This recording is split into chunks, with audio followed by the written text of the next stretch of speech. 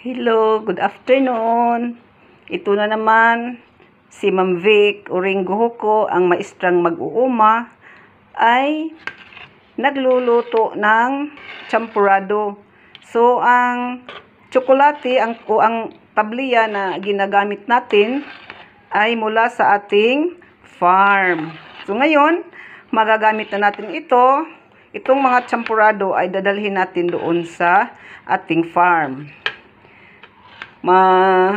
Masyadong mabango ang aroma ng tsokolate kasi unlimited ito.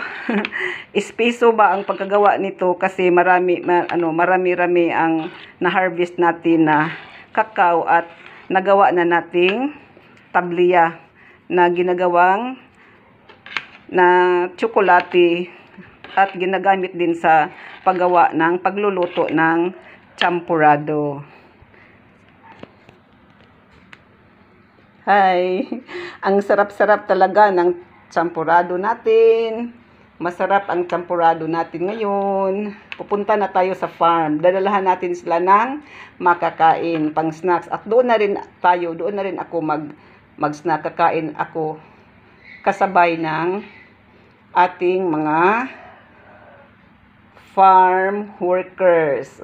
Sila ang ating mga katulong sa pag-unlad. Good afternoon.